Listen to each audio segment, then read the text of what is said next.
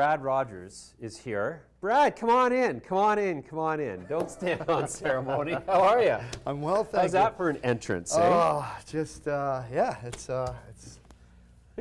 fun times. I put my glasses somewhere. Yeah, you can just leave them there. Yeah, I just got off a plane. Is that right? I just did BNN, and now I'm here, and everybody wants to talk about. You flew to do BNN? I flew in to do Midas, and then BNN asked me to be there. So. Oh, very cool. It's all about Midas. Yeah, yeah. Well, of course. Good thing you got your priorities straight there. How was, where were you flying around to? I was flying in from Chicago, where our newest partner resides. Breakthru Beverage Group, yes. Now, the significance of that went right over my head until one of our viewers wrote me and said, you realize that Breakthru is Diageo's agent in Canada. And I was like, what? That's right. And that's the big holy. That's one of a portfolio of huge brands that they represent in alcohol. So they also represent Brown-Forman, who is Jack Daniels, and so there's a lot of representation there, and they're a foundation of credibility with respect to what we do now. So we're incredibly excited about what this deal brings for us. It's a level of expertise and detail at the retail level that we would take a little while to get to. They've got systems in place. They've got everything ready to go. So it's a turnkey for us, and they saw us as a strategic partner as well.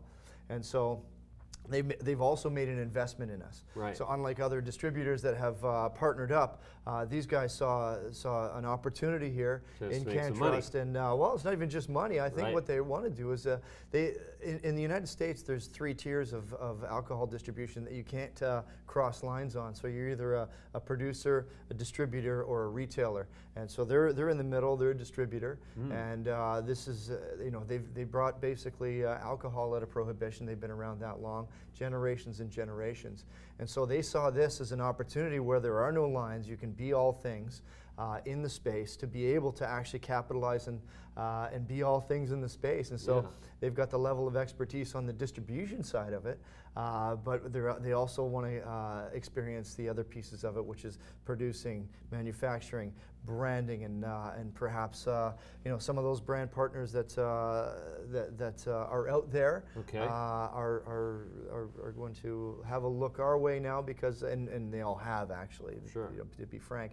But it's just, again, one more vote of confidence for CannTrust, in that one of the biggest alcohol distributor in Canada and second biggest in the United States, and they've got some really interesting things going on to maybe even become the biggest. They've chosen us, and they've invested in us, and it's massive for us. We're incredibly happy. There's a first-class organization, by the way. The Wirtz family, top-notch. Interesting. So now, has CannTrust got a development process going in the recreational beverage space at this point, or is this just the first you have? Oh, look, we are. Oh, I should have known. I should have known. So we don't press at all. We do. We make sure we have what we have, and we do have what's called a zero taste, 0 calorie input to anything. So it's a base, soluble, full. Yeah, it stays in solution. Looks like water. And tastes like water, but you can build any beverage, any food product, any edible, anything around it. And so it's a turnkey solution for any one of those big alcohol companies to come in and say, look, what do you have? And here it is. We have it. We have it at scale, and it's readily reproducible. Wow. And so that's an incredible advantage for us. Yet again, that's also we can standardize that as well. We have standardized it. So that's one more turn of the wheel. We're turning products now. We're looking at 2022, 23, 24 in terms of our product pipeline. So all that's in play, and when it's ready to go, we have it. Yeah. What do you think is going to happen? Like, I mean, I look at the idea of having, like, for example, a beer that also has a THC component to it, and I'm not interested. I like to have my beer, and if I feel like augmenting my reality with a little cannabis, that's a separate thing. Yeah, absolutely. I'm not looking for efficiencies in terms of dosing and convenience. I like to go out and twist one up and light it up and smoke just as much as I want to. Come back into the warm bar and rejoin my friends and have a beer, you know? Absolutely. So I'm wondering, like, where is this all going to fall in terms of cannabis beverages?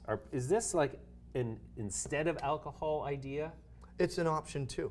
So when you look at what the potential here is that, you know, when it becomes legal October 17, the people who don't smoke aren't necessarily going to run into the OCS and say, hey, or any of the other provincial distributors or retail operations and say, hey, I'm going to start smoking today. I think what's going to happen is that an option to what's already socially acceptable in somebody's mind, be that drinking or, you know, maybe something more discreet than smoking, such as an edible, that's a viable option as we see it. And so we're creating products around that. We've got our beverages, we've got our inputs for all of our edibles as well. And so, you know, that's in place right now. And so when you look at the smoking versus non-smoking versus alcohol, I think it's an option too. And alcohol is what I say is a lock on the mind escape market. That's the only legal mind escape that there is right now recreationally. And so, so herein lies the opportunity to put a portfolio of product out there and say to somebody, hey, here are 5 mind states we can get you to. We can get you to relaxed all the way to invigorated through a portfolio of beverages that alcohol just can't deliver on.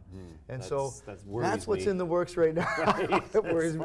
One of those and one of those, and oh yeah, mix me a drink. Yeah, why not? Absolutely. And so, you know, that's an option. And so what we're also able to do is standardize it. And so it's not going to be a, hey, you know, I'm never going to do an edible again because the last time I did an edible, I was knocked out for days. And that's what I hear time and again. So what we're able to do is just say, look, start low, go slow at what might be an equivalent to a beer. And so put it in a 5 milligram content for a beverage. That just gets you to a nice, smooth, easy state. And you know, if you want to go past that, that's another one on top of that. And so similar to alcohol, you can dose and titrate yourself into whatever mind state that you feel you want to get into. And again, that's fun. That's the beauty of this. And it's so do you really think that amazing. there's going to be a case of like where we'll have bars where you can have one or the other? Do you think that's coming? I think so. I hope so. You know, I mean, it's you know, alcohol is one thing. I couldn't imagine, you know, the cannabis bar and then you have the alcohol bar. I think the differentiation will be there on a choice for a customer in the same venue, I'd hope. Right. In an age-restricted environment where everybody has, you know, freedom of choice. Those products, I believe, should be an option within those environments. Certainly in the Ontario winter, where you do risk your life if you have to go outside for anything at 3 in the morning. That's what I'm looking forward to. Oh, we don't have to go out. That's amazing. So, so CannTrust is, I mean, still to me, it's like the stock's doubled since the last time we're here. Remember, I tried to buy it at 401 and I didn't get filled. That's right. And then the stock takes off the next day. I never got $12 today. Yeah, so you missed. You know what? There's still some big upside, though. I think. Exactly. There really is. The future of CannTrust, though, is just like it always is. Sort of, it just shifts a bit and shifts a bit, and the result is that you've got a broadened horizon. So now with this deal with Breakthru Beverages, you're now perfectly sort of poised, positioned to take advantage and enter into the recreational beverage market, as we'll call it, or the mind escape market. I like that. I always found it a bit of a mind intensification market. Yes, generally, well, that too. As an Irish person. What do you mean you think I'm a liar? But so what else is there in the cannabis space? I mean, what else is there? Like, look, we operate in 3 verticals right now, as we discussed before. We got medical, we've got recreational now coming, and we've had pet. And so our pet is a focus, and again, what we've done is standardized our inputs. And so when you look at cannabis, it's an input. It's an input to all of these things. And so you look at CPG, you look at food. You know, I believe it's going to be, you know, CBD is going to be the new probiotic. It's going to be the new omega-3. And so, you know, that's an option for food, and that's an option for the pet industry as well. It's an option for nutraceuticals. It's an option for, you know, a CBD sports recovery drink that we're working on as well. Yeah. Well, interestingly, you know, CBDs in my household have gone from, you know, being mildly amusing to the point where everybody, including the pets, are on it every day, all day long now. It's a daily routine. Like, it is so many health benefits. It sure it's does. like my mother-in-law has got arthritis, swollen hands. She's from Peru. For the first time, she's like, I can't believe it. I've got no swelling. I've got no pain. This is the best I've felt in years, thanks to these CBD patches she's doing. Yeah, it's a phenomenal thing when you experience what the power of this is. It's not one indication. It's a horizon of indications that cover, you know, everything from pain relief all the way to you know, antispastic properties as well. So, you know, the neurospasticity in the epileptic children, Dravet syndrome, mouse seizures, etc. You know, we get so many letters from that all the way to the pain relief, and we've and just for interest, CannTrust is now in 4 clinical studies. Right. So I saw that you had partnered with McMaster University. Yeah, and that is you know, a feather in our cap, and hopefully a feather in their cap when they prove efficacy. And so when you look, it's one of the biggest pain studies in Canada. 309 patients, I believe, is the number.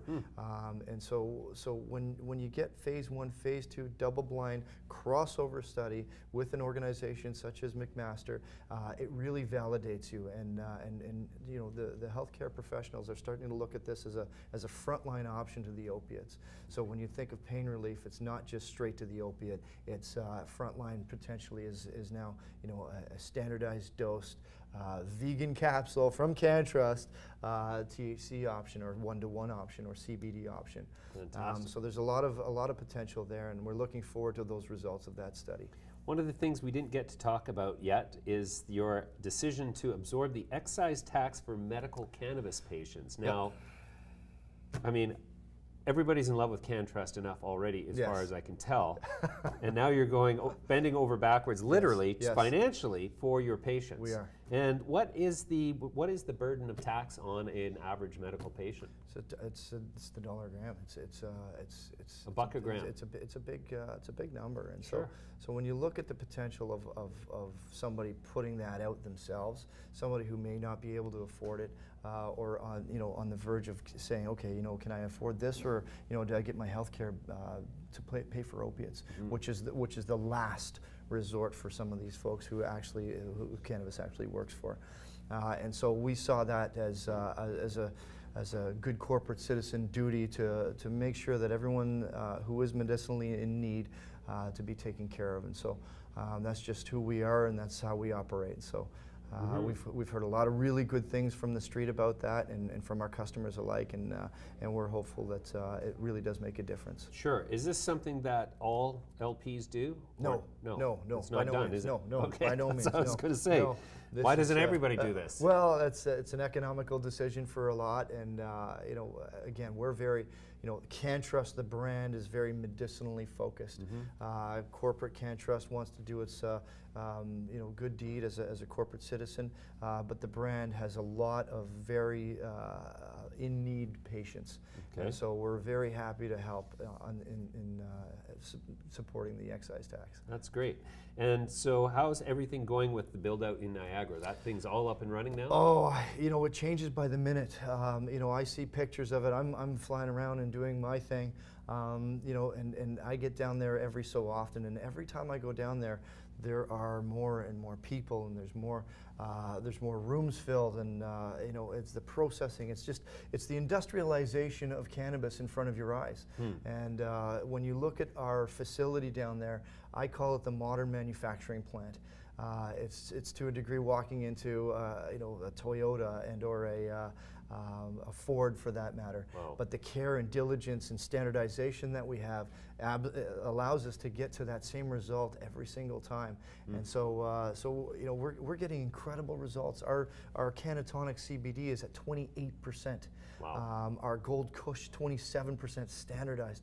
So you know, it's just the results are just it's outperforming itself. Wow.